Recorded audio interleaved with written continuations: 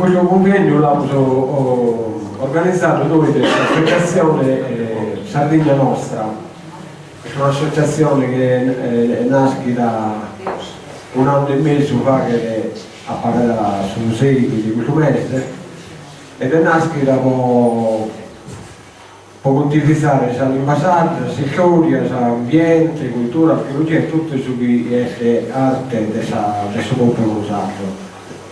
Tutto questo lo faremo solo che era il corpo di lucro per uno, se non corso posso beneficiare del suo popolo usato e del suo sardo. E quindi poi giocare davanti di storia nostra, la cultura nostra e tutto ciò che comporta la ricchezza del suo popolo usato.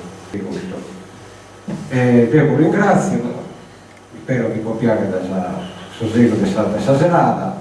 E chiamo Piero Mura che ha da presentare il suo primo ospite di questa sera. Grazie.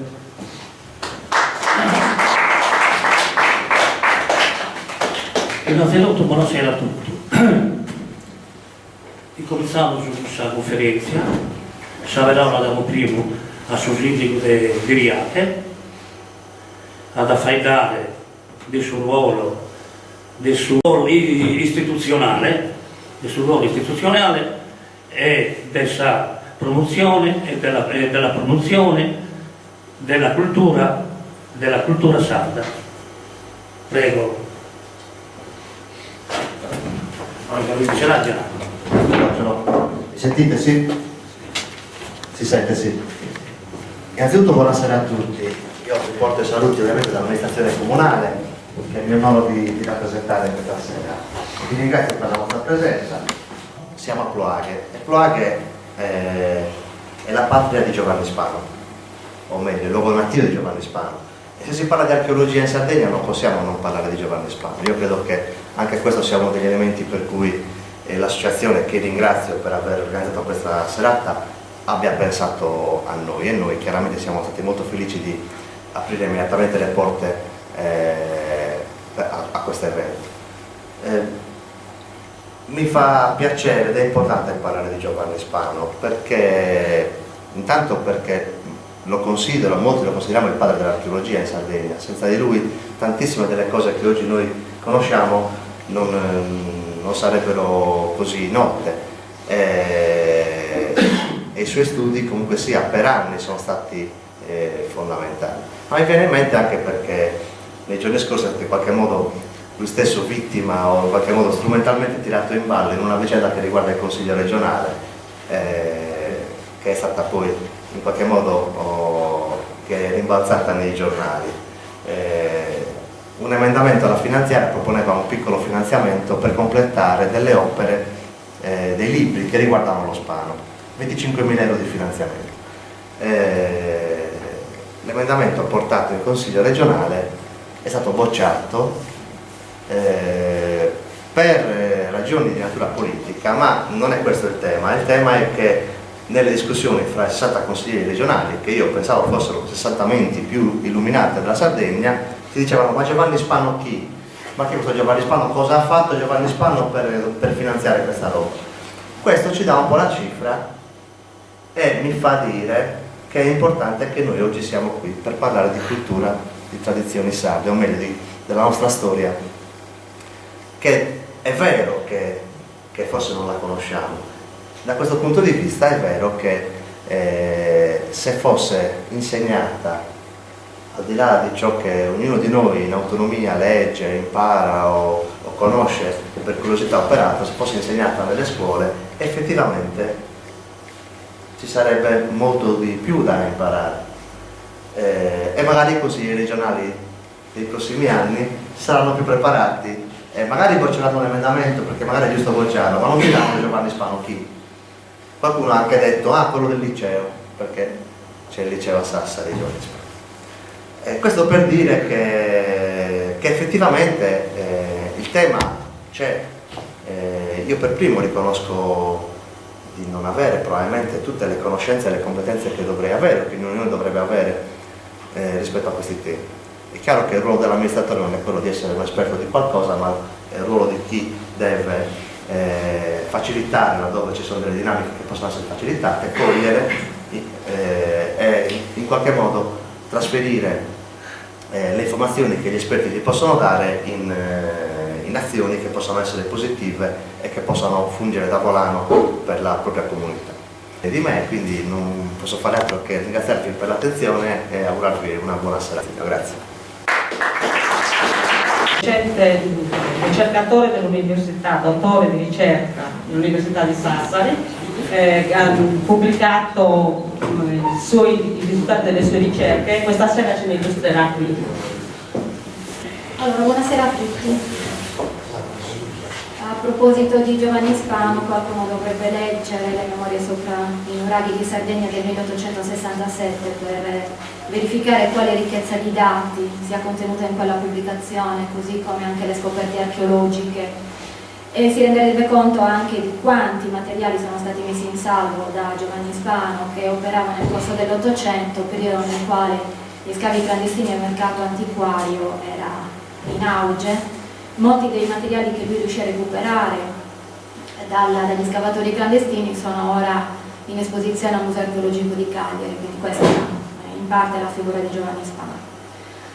Quello che vi illustrerò oggi è la Sardegna dell'età del bronzo e del primo ferro, un'isola che emerge nel quadro del Mediterraneo antico e non solo, per lo sviluppo di una civiltà che non ha uguali, non ha confronti. È la cosiddetta civiltà nuragica, che trae il nome dal suo elemento più rappresentativo, il nuraghe, che è elemento diffuso, architettonico diffuso in tutto il territorio sardo fino a diventare parte integrante, ed elemento connotativo proprio di questo territorio, che vale all'isola la definizione corretta di isola delle torri. La civiltà nuragica si sviluppa in un lungo arco di tempo, in un ampio arco di tempo di circa un millennio, sostanzialmente dagli inizi del bronzo medio, forse alla fine del bronzo antico, siamo intorno al 1700 a.C., e fino alla prima età del ferro, intorno all'800-700 a.C., quindi un arco di tempo piuttosto ampio, nel corso del quale subisce delle trasformazioni, delle modifiche che si riflettono, che noi acquisiamo a livello di architettura e di cultura materiale, e che sono il riflesso della modificazione della società di quel periodo. E questo è il quadro parziale che vi ho dato di una documentazione relativa alla civiltà nuragica, che immaginate è vasta, articolatissima, ma la cui documentazione ci fornisce tanti ambiti di lettura e tanti spunti che devono essere ancora approfonditi. Io vi ringrazio per oggi, spero di avervi fornito un quadro, dati i tempi, il più possibile preciso, insomma, e completo. Vi ringrazio.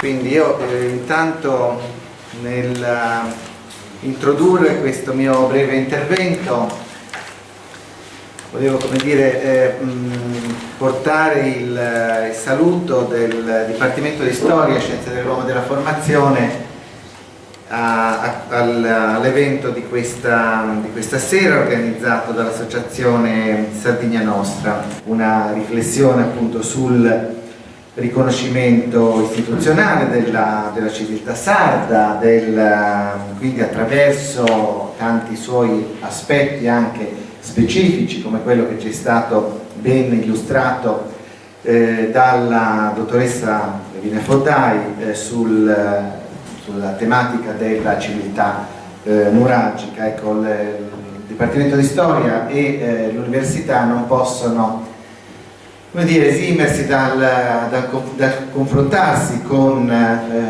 un ambiente di questo tipo, con una riflessione calata nel territorio. Noi siamo molto, molto attivi come Dipartimento sul territorio, abbiamo oltre 200 convenzioni con istituzioni locali, nelle diverse anime del Dipartimento.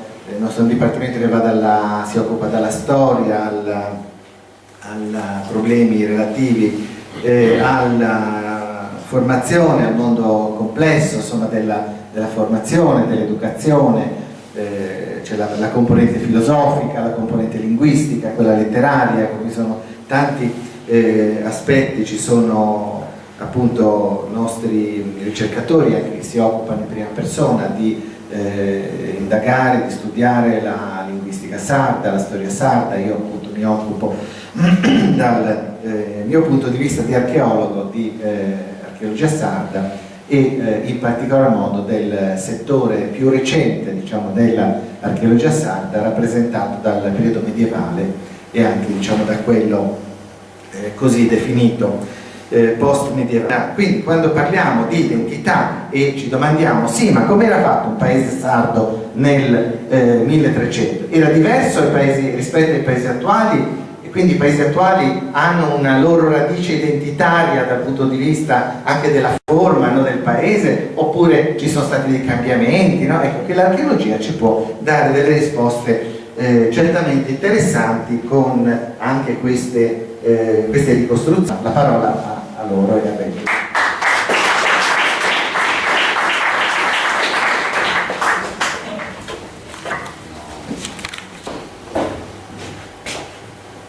Allora, il sindaco di Ploaghe ha toccato il punto proprio cruciale, quello politico, quando ha parlato del fatto che non si studia la storia in Sardegna e ha detto che in Consiglio regionale, quando c'è stata la proposta per finanziare l'opera di Spano, ha detto ma chi è questo? E nessuno conosceva effettivamente Spano. E ha toccato anche un altro tasto che è sempre quello politico, e cioè che non c'è un collegamento vero e proprio tra la politica e la cultura. C'è anche un'impreparazione dei politici nei confronti della cultura sarda.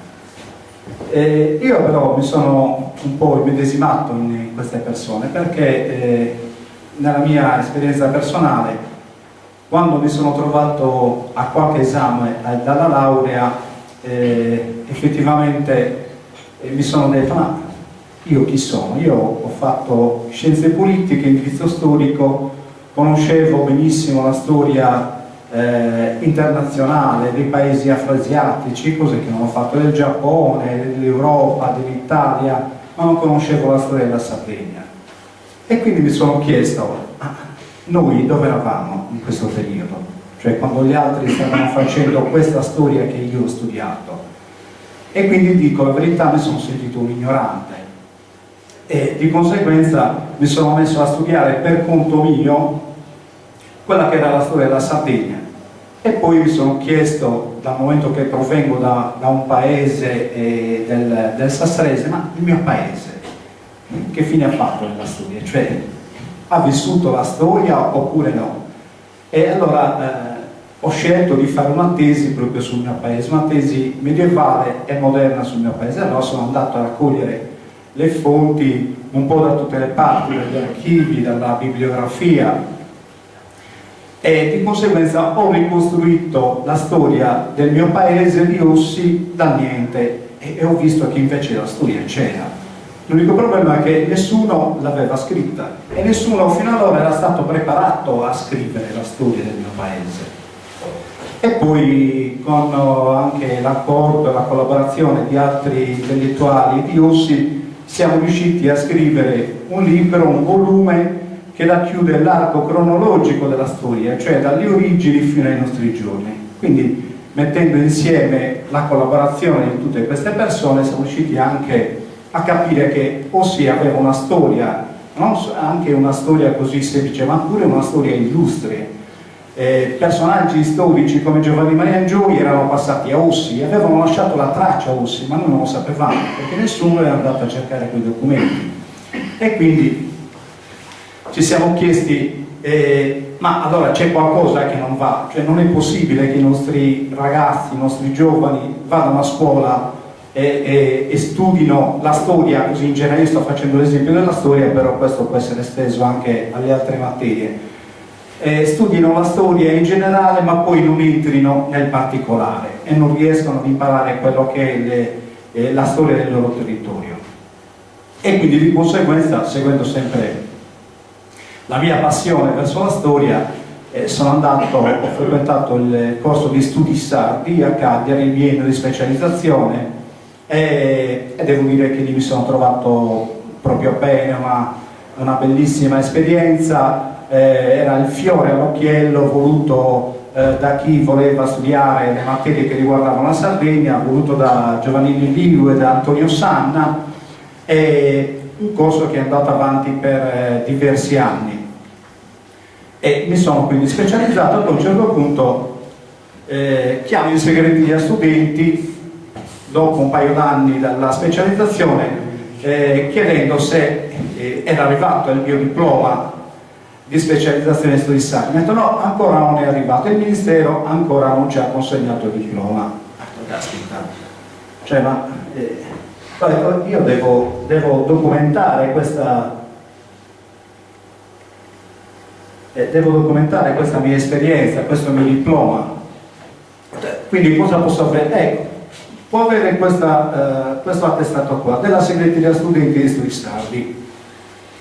Quindi ho fatto questo documento in attesa sempre che arrivasse il fatidico diploma, quello del Ministero. Ho chiamato anche i segretari studenti qualche anno fa e questo diploma non è mai arrivato e non arriverà mai, perché il corso di specializzazione in studi sardi non è stato riconosciuto istituzionalmente, cioè il Ministero non ha dato il riconoscimento istituzionale, quindi non può darci un diploma. Pertanto questo corso di studi sardi era un po', tra parentesi, abusivo, cioè non era abusivo perché c'erano dei professori, c'è stata una tesi, c'è stato uno studio dietro, però non c'è stato il riconoscimento istituzionale di questo corso, cioè il Ministero non ha rilasciato i diplomi, gli attestati per questo corso di specializzazione. Qualche anno dopo ho fatto un corso di specializzazione a Sassari, all'università, questa volta in lingua e cultura sarda, in formatore di lingua e cultura sarda. E tutti noi che eravamo impegnati, siccome non eravamo più ragazzini, abbiamo detto ma siamo sicuri che poi questo corso non fa la fine degli altri corsi che diventano carta straccia dal punto di vista istituzionale? No, state tranquilli. Poi alla fine del corso, con tanto sempre di professori dell'università, di esami sostenuti, di tesi di laurea e quant'altro, abbiamo chiesto la carta, l'attestato di partecipazione e nessuno si voleva prendere la responsabilità. Il rettore non se l'è presa la responsabilità di rilasciarci un attestato e alla fine si è preso la responsabilità l'allora preside della facoltà, firmandoci un pezzo di carta colorato che non era, dico la verità, lo vedo adesso, non era neanche centrato, appunto è scritto su un formato Word, non era neppure centrato bene al centro del foglio. Vabbè, comunque questo per dirvi che non c'è stato neppure lì un riconoscimento istituzionale di quello che noi abbiamo fatto. Poi a distanza di tanto tempo mi sono chiesto, ma le cose oggi sono cambiate? È cambiato qualcosa? A me pare proprio di no. Alla Zuni, cioè non è neanche la scuola secondaria di Sassari, ma è una delle più rinomate, e nessuno di loro ha fatto storia della Sardegna. Solo qualche accenno così e basta. Deve essere solo un problema della Zuni oppure un problema un po' generale? No, è un problema generale. E il problema è che la storia della Sardegna, o almeno le materie che interessano la Sardegna, non solo la storia, non sono insegnate nelle scuole, perché non c'è un riconoscimento istituzionale per quello. Quindi noi a questo dobbiamo per forza porre rimedio, non possiamo continuare a mandare gli studenti all'università senza che questi abbiano la minima conoscenza di quello che è il loro territorio e la loro storia. E quindi ho detto, ma forse nelle università è cambiato qualcosa, ci sarà stato un miglioramento. Sì, c'è stato un miglioramento nell'università, lo dobbiamo a Marco Milanese, che ha fatto un lavoro gigantesco qua in Sardegna e sta continuando a lavorare in questo senso. Però se Marco Milanese domani va via da qua e arriva un altro professore, non sappiamo se questo professore farà quello che sta facendo Marco Milanese per la Sardegna, perché non è obbligato a farlo. E quindi questo problema noi ci dobbiamo porre, cioè dobbiamo prima di tutto per quello che riguarda le scuole dobbiamo contrattare con il governo. Questo è un lavoro che devono fare i politici. Noi, essendo un'associazione culturale, siamo proprio il tramite tra gli intellettuali e i politici. I politici devono contrattare questo, devono andare al ministero, devono contrattare se non altro una parte del programma scolastico non più centralizzato, non più ministeriale, ma deve essere locale, obbligatoriamente, se vogliamo davvero cambiare la scuola. E altrettanto deve succedere in università. L'università è la fucina degli scienziati, è lì che noi formiamo le persone, è da lì che devono uscire proprio quelli che dovrebbero insegnare qualcosa agli altri e che dovrebbero anche scoprire quello che noi non abbiamo scoperto. Perché se io sono andato a scoprire e a scrivere la storia di Ussi, e l'ho potuto fare proprio grazie all'università, grazie all'insegnamento che ho ricevuto lì. Però è stato un insegnamento parziale, perché poi la parte che ho fatto io l'ho fatta di mia spontanea volontà, senza essere specializzato in quel settore lì. Lavinia Fodai poco fa ci ha descritto in modo bellissimo qual è la civiltà nuragica, un periodo proprio fiorente per la Sardegna, e anche Marco Milanese ci ha fatto capire che c'era un errore di fondo, perché la civiltà non è solo la civiltà nuragica. Infatti noi abbiamo chiamato il convegno civiltà sarda, non civiltà nuragica. Perché? Perché la civiltà, il concetto di civiltà, noi lo leggiamo qua, è quella forma particolare con cui si manifesta la vita materiale, sociale e spirituale di un popolo, sia in tutta la sua durata e sia in un particolare periodo della sua evoluzione storica. Quindi noi vogliamo il riconoscimento della civiltà in tutta la sua durata, non in un periodo particolare della sua evoluzione storica come quella nuragica, che nonostante sia importante dal punto di vista monumentale, però vogliamo il riconoscimento della civiltà in tutto il periodo della sua evoluzione storica. Se noi andiamo a chiedere ad una qualsiasi persona in Sardegna se si sente appartenere al popolo sardo, ti dirà senza dubbio di sì, certo, caspita, mi sento di far parte di questo popolo che ha la stessa lingua, le stesse tradizioni, che si trova in questo territorio. Però se gli chiediamo che cos'è effettivamente la civiltà sarda, ha qualche difficoltà a risponderci. Ha avuto anche qualche difficoltà chi ha scritto il titolo, come ha detto Marco Milanese, perché anziché mettere civiltà sarda ha messo solo civiltà nuragica, è proprio perché il concetto ancora non è entrato nella nostra mentalità. Allora, l'università, come stavo dicendo poco fa, è cambiata, è migliorata, sì, ma non abbastanza, non sufficientemente, perché ancora si basa sul generale e non sul particolare. A volte il generale, quella che si studia, ad esempio che noi studiamo per quello che riguarda, facendo un esempio, il periodo medievale, noi andiamo a studiare nei manuali di storia medievale quasi sempre la storia medievale che interessa la penisola italiana, quindi andiamo a studiare i Longobardi, i Normanni, Carlo Magno e via di seguito. Accenni alla Sardegna ce ne sono ben pochi, e quindi non si riesce a trovare invece quel collegamento tra il generale e il particolare, a scendere dal generale al particolare e vedere un po' noi in quel periodo storico dove eravamo e che cosa abbiamo prodotto. Dico che la Carta dei Logu, questo codice ha disciplinato la vita sociale per 700 anni dei sardi, cioè non è possibile che noi all'università non andiamo a studiare la Carta dei Logu. Poi abbiamo lingua catalana, arti e archeologia e le province romane.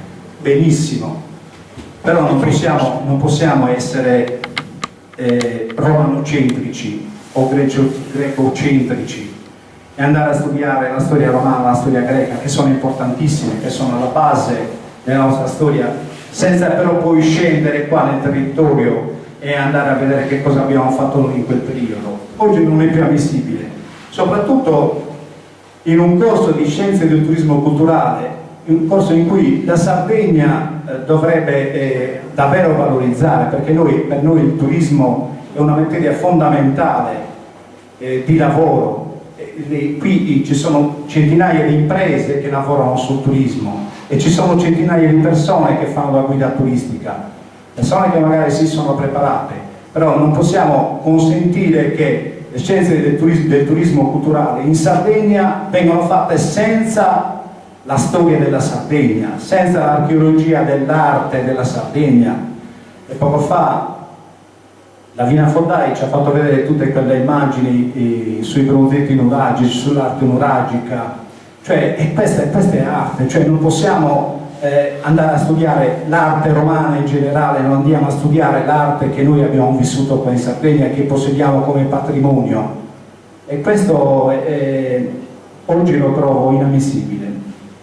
Poi la lingua catalana, noi nel percorso che abbiamo fatto, nel percorso culturale all'università, ma anche in quello di lettere, abbiamo lo studio di tantissime lingue, anche l'arabo, il catalano. Il catalano è come noi, i catalani non sono uno Stato, sono una nazione come noi senza Stato, ancora non lo sono diventati, però intanto sono riusciti a proporre la loro lingua in altri contesti, come ad esempio in Italia e come ad esempio in Sardegna. Qualche anno fa c'è stato un convegno sulla lingua catalana a cui hanno partecipato studenti da tutta l'Europa, dalla Russia, anche dall'America. È stato bellissimo vedere persone di altre nazioni che parlano il catalano. E allora mi sono chiesto, ma è possibile che questi studenti non possano anche studiare la lingua sarda? E allora mi sono chiesto, cioè, com'è possibile che in scienze del turismo culturale non si vada a insegnare la lingua sarda? Cioè, lo trovo anche questo inammissibile. E così come l'arte e l'archeologia, anziché delle province romane, arte e archeologia della Sardegna, magari specificare i periodi storici. Poi nelle lettere, facoltà di lettere, nei diversi percorsi, quello classico, quello storico e quello linguistico, ci sono queste materie qua che vedete nell'immagine, quindi storia della lingua italiana, storia dell'arte fenicio-punica, eccetera, eccetera, però nel triennio non c'è una materia che interessa la Sardegna. Dobbiamo sempre ringraziare docenti come Marco Milanese che trattano la storia generale fino a un certo punto, poi passano sul territorio e ci lavorano sopra, e quindi gli studenti che escono dalle lezioni di Marco Milanese escono con una preparazione sulla Sardegna abbastanza importante.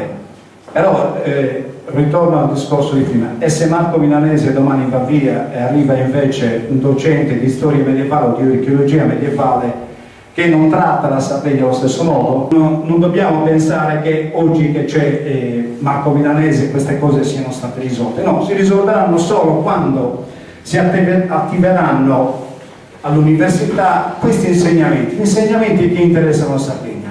Questo non è Vangelo, cioè non sono cose che scendono dall'alto e che non possiamo assolutamente cambiare, no, queste sono decisioni politiche. Ecco perché anche quando si va a frequentare scienza della politica, o quello che era un tempo scienze politiche come ho frequentato io, occorre che i politici che vanno a fare le leggi, che devono essere i primi a contrattare queste cose, devono per forza avere un insegnamento locale, altrimenti come fanno a contrattarlo? Cioè come fa un politico come quelli che ci ha presentato poco fa il sindaco di Ploaghe ad andare in consiglio regionale e a non conoscere i personaggi storici della Sardegna? È ovvio che non avranno nessuna cognizione storica per andare a contrattare con il governo italiano e avere anche noi una quota, una fetta di insegnamento che interessa la storia, non solo la storia locale, ma interessa tutta quella particolarità che è il locale, che interessa la Sardegna. Come ad esempio in architettura, io ho messo qua l'architettura. Se noi abbiamo più di 7.000 nuraghi, abbiamo visti lì, è possibile che non ci sia un architetto specializzato proprio in questo settore qua? Cioè non lo trovo inammissibile, anche perché quei nuraghi lì tutti gli anni perdono pezzi. Una volta che cade poi la pietra da sopra il nuraghe non viene più raccolta e rimessa lì dov'era.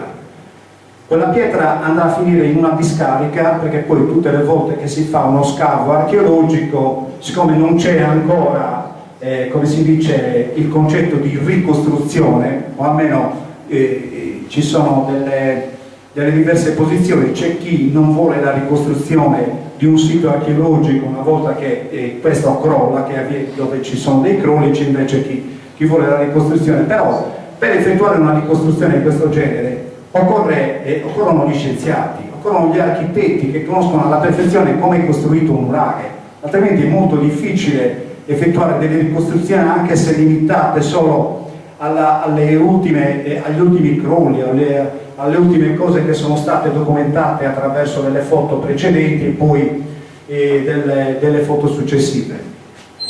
Quindi anche in queste materie qua noi dobbiamo per forza avere il nostro spazio culturale, il nostro spazio però riconosciuto. Quindi riconoscere significa andare presso il Ministero, presso il MIUR, attivare questi insegnamenti che interessano la Sardegna ed formare qui gli scienziati e farli specializzare proprio in queste materie qua.